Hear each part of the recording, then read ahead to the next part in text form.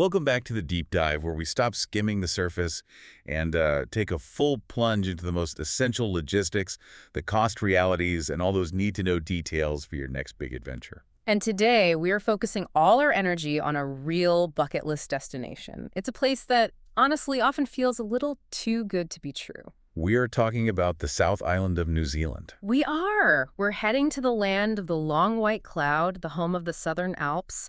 I mean, if the entire world were a movie set, the South Island would be the grand, sweeping epic. It's the backdrop for Middle-earth. It's the primary backdrop, and it's arguably the greatest adventure capital on the planet. That is some seriously high praise. And I know our listener base, the adventure seekers, the road trippers, the nature fanatics, they are all eyeing this destination. But I have to say, planning this trip feels intimidating. It does. It's so physically remote, it involves these incredibly long flights, and everything you see suggests the expense is, well, substantial. And that's the core tension we really need to resolve today. The stunning natural beauty is, it's guaranteed. But the trip itself is a major investment. A huge one. We are talking about long international travel days, the premium rental rates for those iconic camper vans, and just a daily cost of living that makes even simple things, feel pricey. It requires really precise planning to maximize the value. So our mission today is to cut through all the aspirational marketing and give you the concrete blueprint.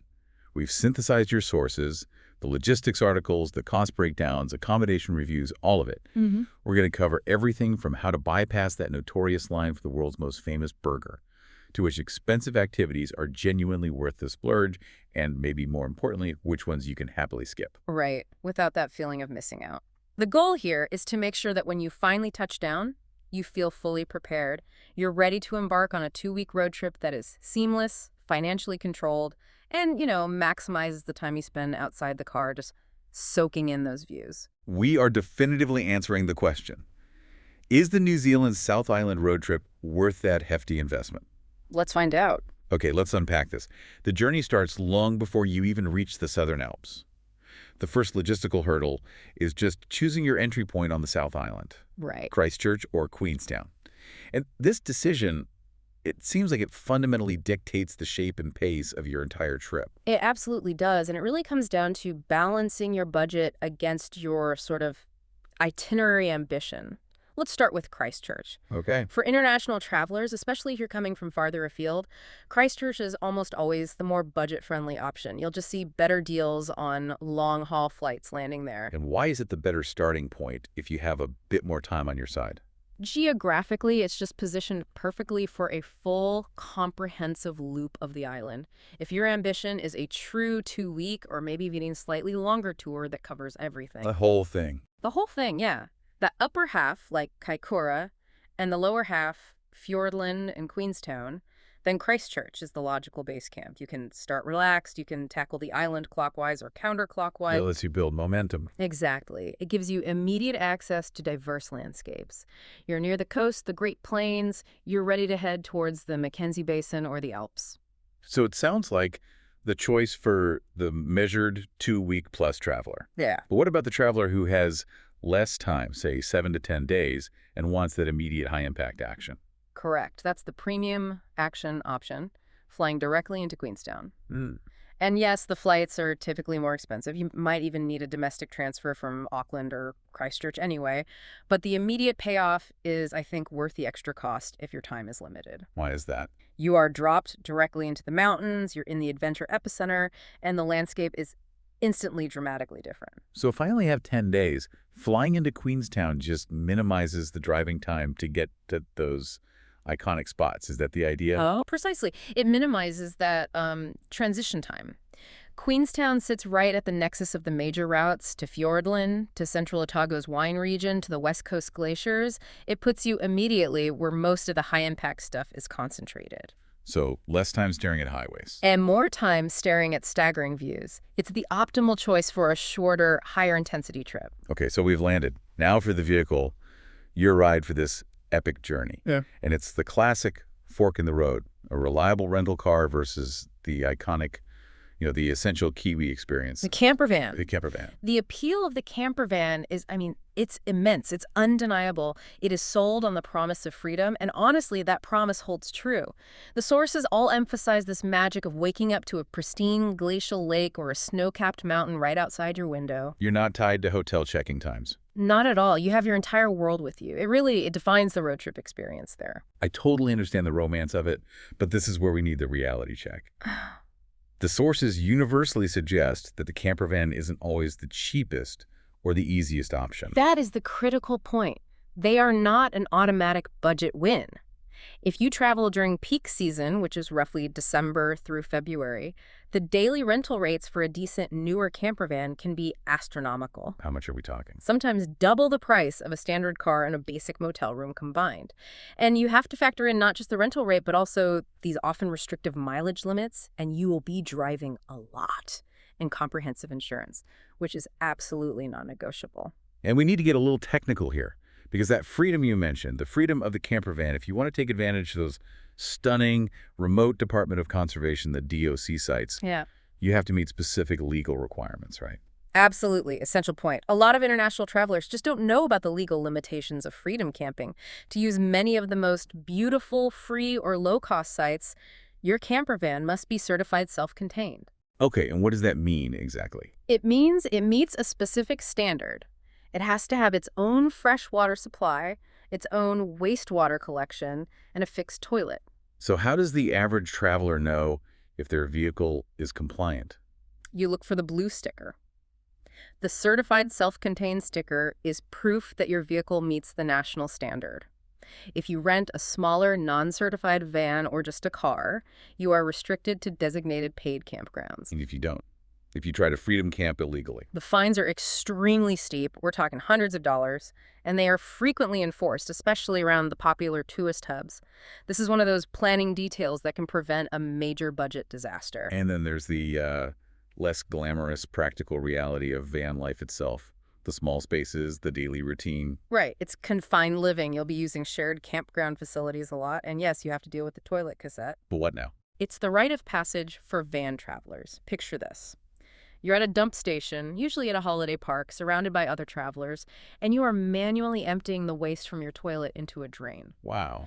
It's messy, it smells, and you have to do it every few days. It really demands a self-sufficient and pragmatic attitude.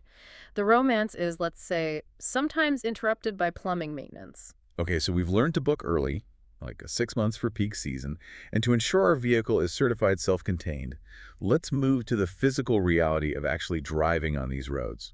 This is where we need a major correction of expectations. New Zealand driving is stunning, but it is not a highway cruise. The roads are often narrow, very winding, and demanding. The sources consistently emphasize safety.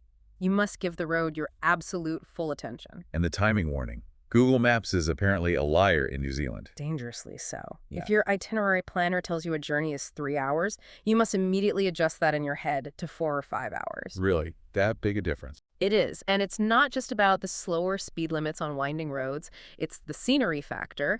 You will stop every 10 minutes because there's an irresistible viewpoint, a waterfall, a scenic pull-off. If you try to stick to Google's time, you'll be rushing, you'll get frustrated, and you'll miss the entire point of the trip. What about specific driving hazards we need to be aware of? Are there unique road features? Yes, several. You will encounter single-lane bridges, often signaled by a priority arrow. You have to slow down and know who has the right-of-way. Okay. On the West Coast, you might hit lengthy gravel sections. And if you're traveling outside of summer, particularly through mountain passes like Lindis or Host Pass, you have to be prepared for ice, maybe even snow chains, which the rental companies can provide. Driving safely there just means driving slowly and respecting the conditions. Given the nature of these roads, let's just reiterate the non-negotiable insurance. Full insurance is absolutely essential. The risk of minor incidents, like stray rock chips hitting the windshield from passing vehicles, is incredibly high. You do not want a small, unavoidable physical reality of the road to completely derail your carefully planned budget. A new windshield can be thousands of dollars. Exactly. Full zero excess coverage is simply a safeguard here. Okay, final logistics question. As international travelers, we're relying on GPS, on online booking. What's the deal with connectivity? Will our phones work everywhere? That's a great question, and the answer is absolutely not.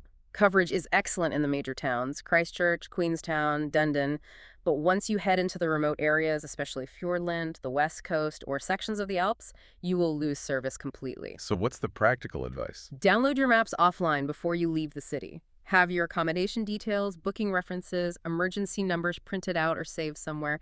You just can't rely on streaming music or checking Instagram between Queenstown and Milford Sound. Use that time to look out the window instead. Exactly. We've secured the right vehicle, we budgeted for insurance, and we understand the reality of driving slowly.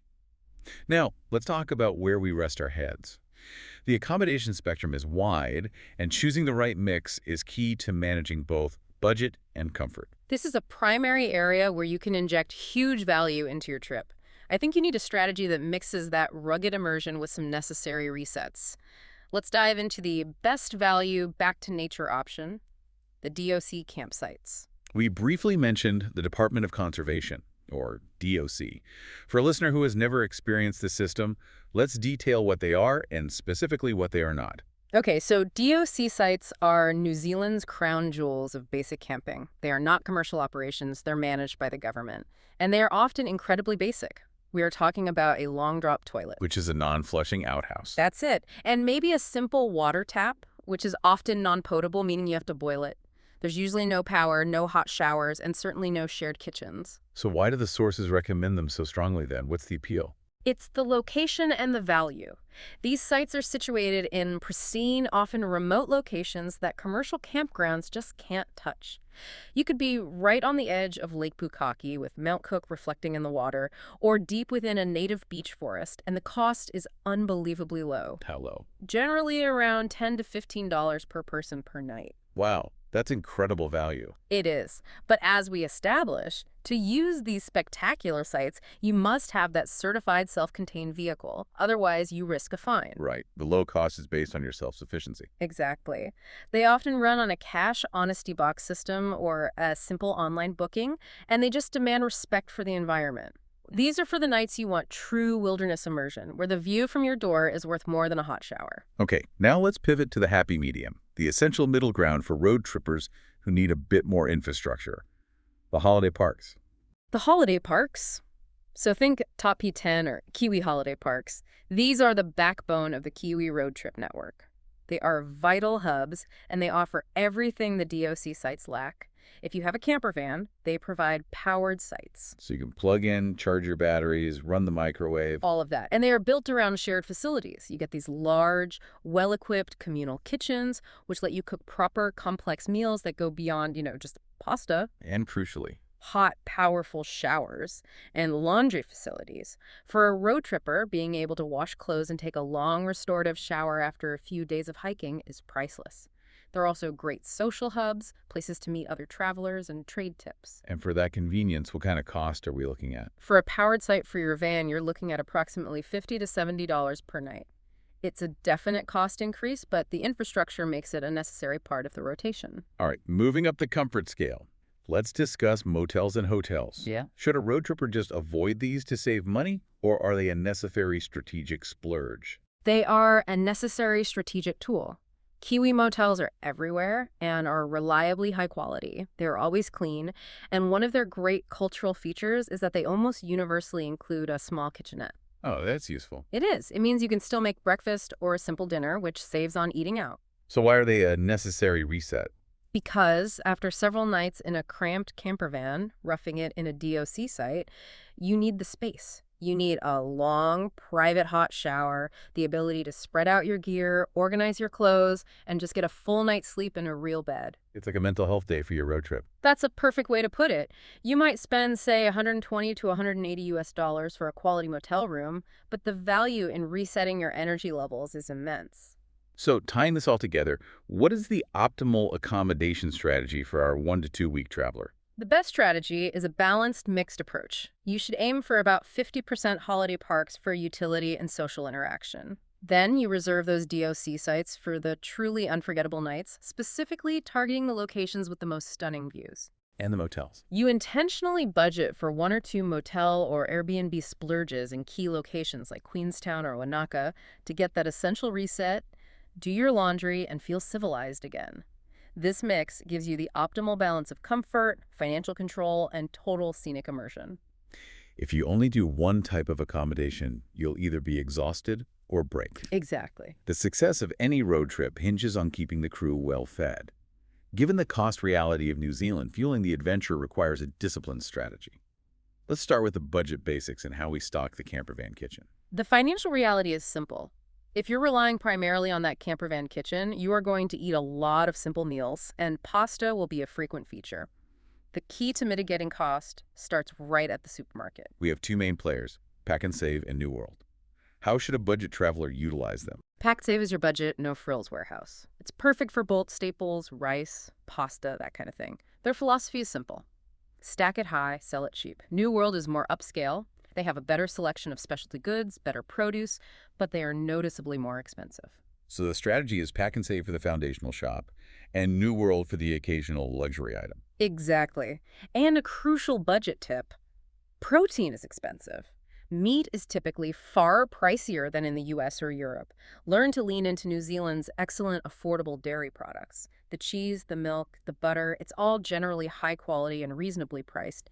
And stock up early. Why early? Because once you head into remote areas like Mount Cook Village or Milford Sound, prices skyrocket because of the logistics of transport. But we can't just talk about budget food. We have to address the culinary must-tries. And we must start with the elephant in the room, Ferg Burger in Queenstown. Is this famous burger worth the hype and, more importantly, the hour-long line? Okay, so based on the sources, it is acknowledged as an exceptionally good burger. High-quality local ingredients, really unique combinations. It's an iconic piece of Queenstown culture. But here's the critical debate. Is it worth the time? For the time-conscious traveler, no. It is absolutely not worth standing in the physical queue for an hour when you only have 2 weeks to see the South Island. That's precious exploration time just lost. So what is the professional traveler's approach to Ferg Burger? The insider pro tip is to call your order in ahead of time for pickup. It bypasses the massive line entirely. You still get the burger, you get the bragging rights, but you save 45 to 60 minutes. But wait, I heard a rumor that your true culinary recommendation is actually right next door. You want us to prioritize something over the iconic burger. I do, because while Ferg Burger is great, Ferg Baker next door is truly life-changing. Their pork belly pie is universally lauded, and this brings us to the real New Zealand culinary essential. The meat pie. The meat pie. Every small-town bakery you pass through will claim to have the country's best. It is your duty as a traveler to sample them repeatedly to find your personal favorite. I appreciate that sense of duty. What are the non-negotiable flavors we need to try? You must try the classic lamb and mint. It's quintessential Kiwi comfort food. Steak and cheese is another essential. They're quick, hearty, affordable meals you can eat on the go. Perfect road trip fuel. And beyond the quick bakery stops, what about the high-end local cuisine where New Zealand really excels? Seafood, without question. If you are near Kaikoura on the eastern coast, you must try the crayfish, which is essentially New Zealand lobster. It's famed worldwide. And if you're traveling in early spring, look out for bluff oysters. They're considered some of the finest in the world. And given the global reputation, we have to talk about the lamb. It's world famous for a reason. It's raised on this pure, nutrient-rich pasture, and it leads to an incredibly tender, flavorful product. If you see a slow-roasted lamb shoulder on a menu, especially in a place like Queenstown or Wanaka, just order it. That expenditure is absolutely worthwhile. We've covered food. Let's move to drinks and the fascinating local culture, starting with coffee. Why is the coffee culture so fiercely high quality and unique? Well, it's rooted in history and a bit of rejection. New Zealand and Australia largely rejected the instant coffee boom of the mid-20th century. Instead, they embraced the high-quality espresso-based traditions brought by European immigrants post-World War II. So it led to a culture of independent roasters and skilled baristas. Exactly. It's a national priority. So what's the traveler's essential coffee order? You must skip the standard latte. You are in the birthplace of the flat white. And what makes the flat white different from a latte? I think a lot of people don't actually know. It's subtle, but it's important. A latte is milkier, it's foamier. The flat white has a thinner layer of velvety microfoam, it's called wet foam, which allows the espresso flavor to really dominate. It's richer, smoother, and designed to balance the espresso perfectly. So embrace the flat white. It's an art form there. It really is. And for winding down after a long day of driving, we need to talk about wine. Right. Central Otago, which is located near Queenstown, is one of the world's southernmost wine regions, and its climate is just ideal for Pinot Noir. The sources rave about the quality. Even if you're not a devoted connoisseur, a tasting at a winery like Gibston Valley is highly recommended. And why specifically a place like that? Because it's not just about the wine, it's the scenery. You are tasting complex, world-class Pinot Noir while looking out over rolling hills framed by the jagged, snow-capped mountains of the Southern Alps. The experience combines local flavor, history, and stunning aesthetics. It's an essential afternoon detour. This is the core reason people take the trip. The activities. We are now breaking down the must-dos by location and, crucially, evaluating the cost-benefit ratio of the most famous items. Let's start in the undisputed high-octane capital, Queenstown. Queenstown has truly earned its title as the adrenaline capital.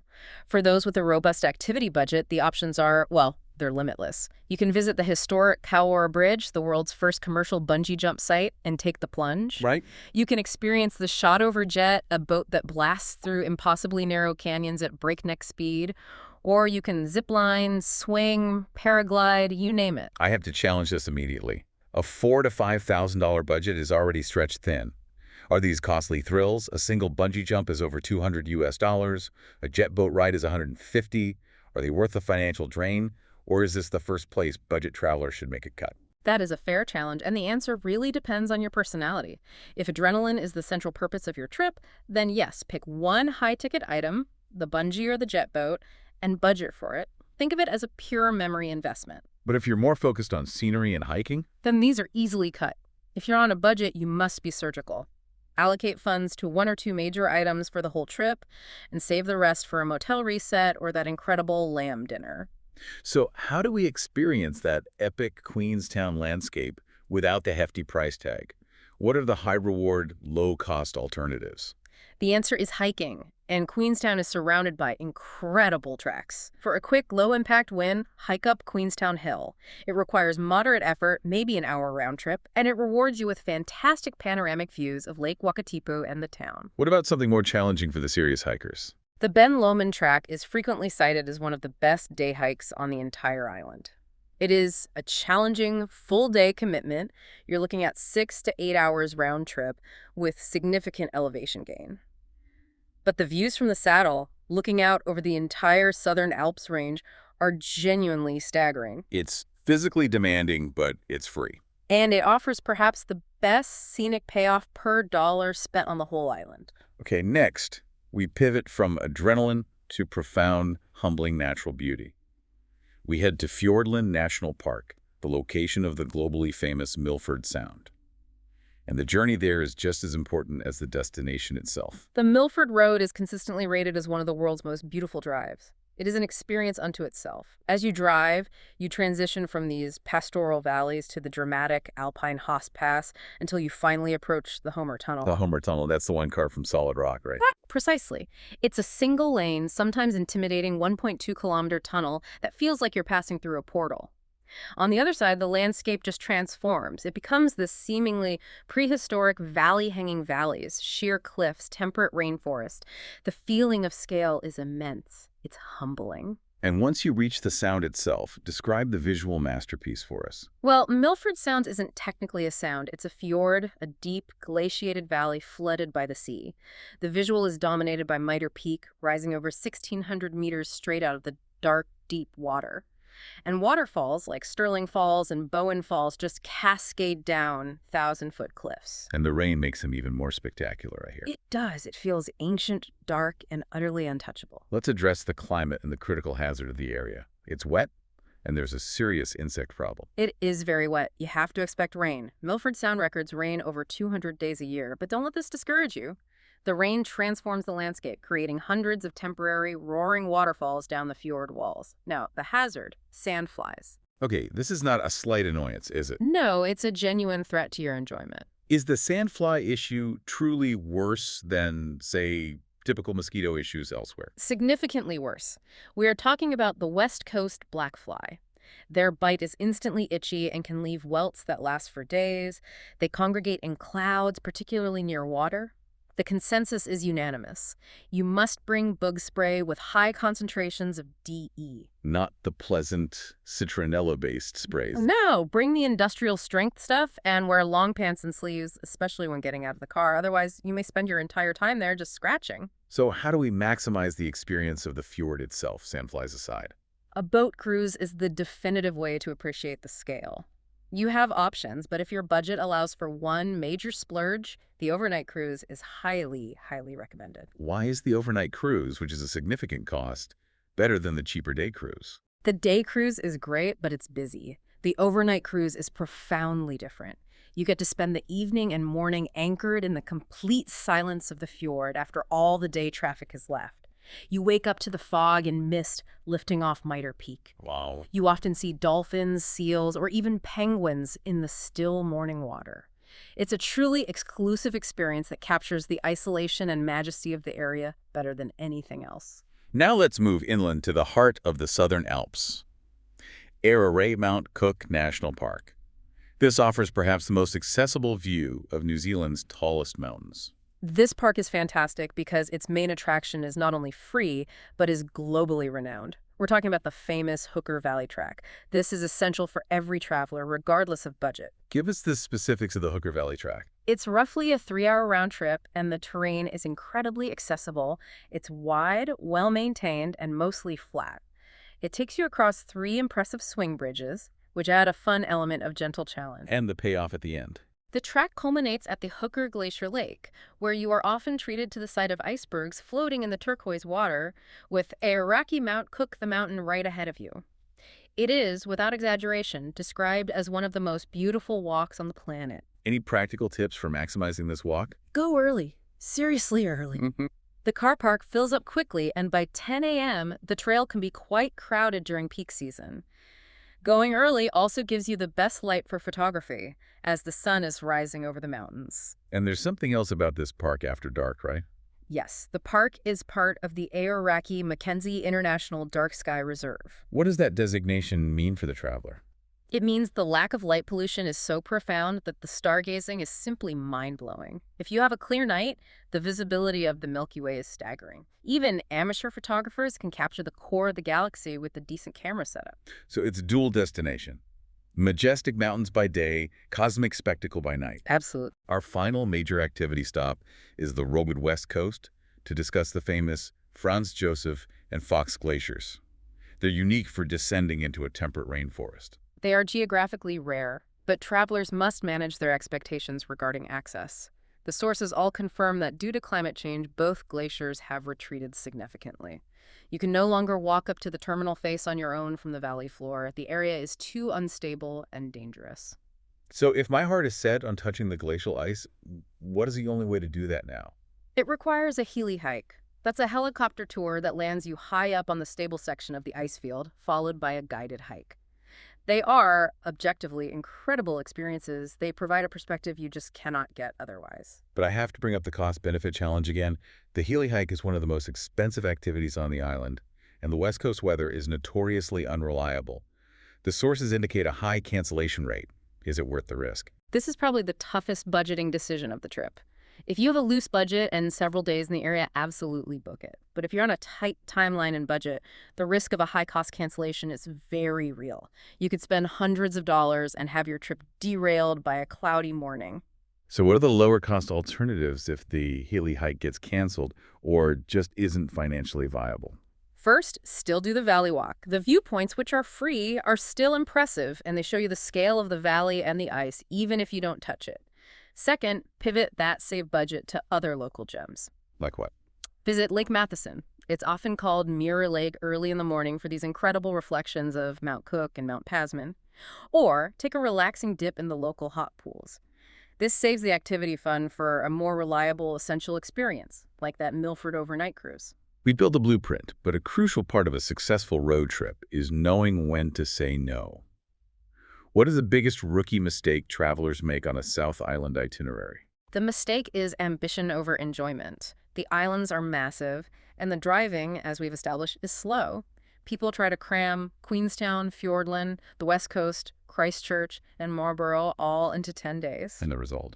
The result is you spend the vast majority of your time sitting in the car, stressed about making the next reservation. The psychological drain of rushing just ruins the experience. So what's the core advice? Less is more. You must pick 3 or 4 key regions, for example, the Queenstown, Wanaka area, Fiordland, and Mount Cook, and explore them properly. Give yourself time to relax, to reread a book by a lake, do a long, spontaneous hike, or actually talk to a local. If you rush, the quiet, profound beauty of the place is completely lost. It's lost to the anxiety of the schedule. Let's get specific with the skip recommendations. We've already highlighted that the Healy hike is a risky spend. What else can we confidently recommend travelers skip, especially if they are limited to 2 weeks? Glacier duplication is unnecessary. Franz Josef and Fox glaciers are geographically close, and the ground-level valley experience is very similar. Pick one, do the free valley walk, and keep moving. There's no need to spend a full day on both. My specific recommendation is challenging the notion of ticking every box, especially the crowded ones in peak season. I'm looking at the famous blue pools near Haas Pass. I agree completely. The blue pools are undeniably stunning. The water is that famous glacier-fed bright turquoise.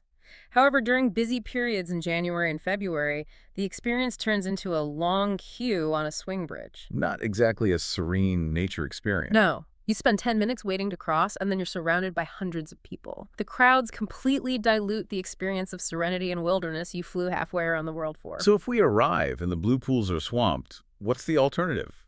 Do we just move on? You move on, but you don't give up. New Zealand is full of stunning, clean rivers and streams. Trust the sources that say there is an equally beautiful, more tranquil spot just a short drive down the road or on a less traveled sidetrack.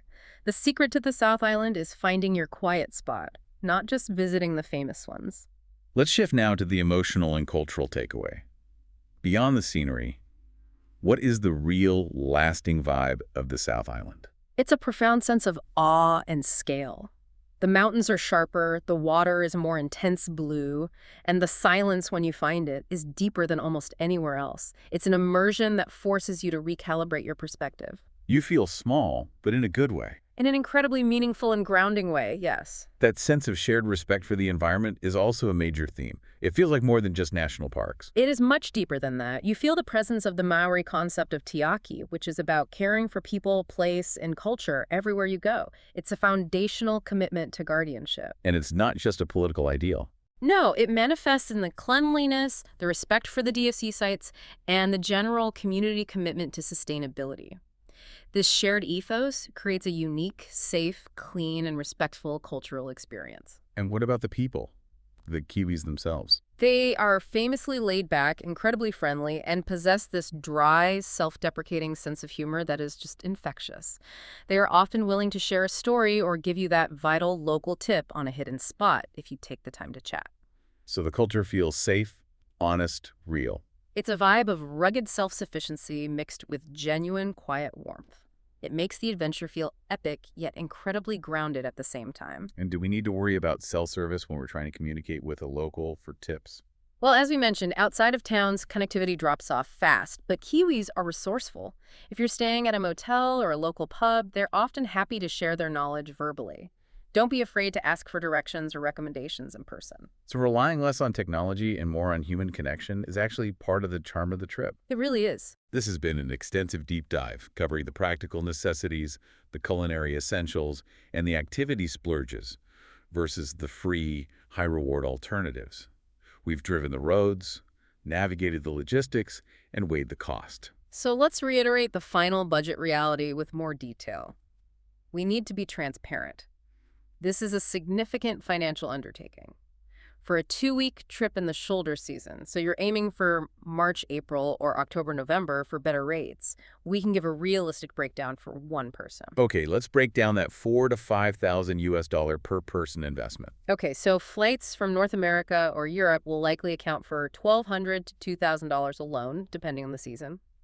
The campervan rental, insurance, and fuel will average about $100 to $150 per day. So that totals around $1,400 to $2,100 for the 2 weeks. Exactly. Then food, using our mix and match supermarket strategy, is maybe $500 to $700. And the activities, the splurges, like the overnight Milford cruise and maybe one adrenaline activity. You need to set aside a minimum of 800 to 1,000 US dollars for those two high-impact experiences, plus money for that crucial motel reset.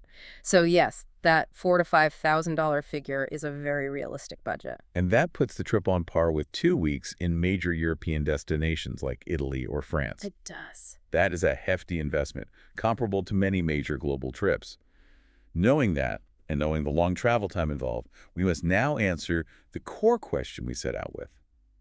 Is a road trip through New Zealand's South Island worth the investment? My conclusion is not just a yes. It is a strong, definitive, and unequivocal yes.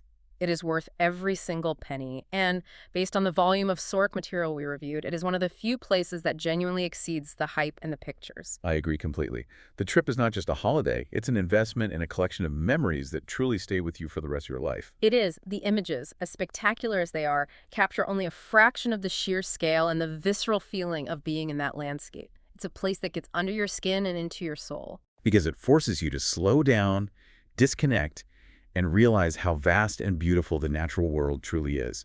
It is emphatically worth the investment. And that profound feeling, that recalibration of perspective that comes from seeing Mount Cook reflected in the glacial lake or waking up to the silence of Milford Sound, that's a benefit that continues long after you've landed back home. So start planning that booking 6 months out, call in that Fergburger order, prepare to spend 4 hours on a 3-hour drive, and budget specifically for those hot showers and the excellent Pinot Noir.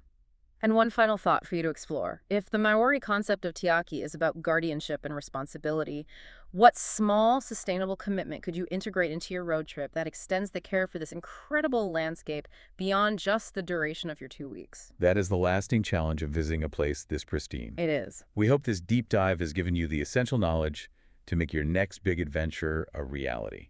Join us next time as we dive into another collection of global travel worth, logistics, and unforgettable experiences. Until then, safe travels.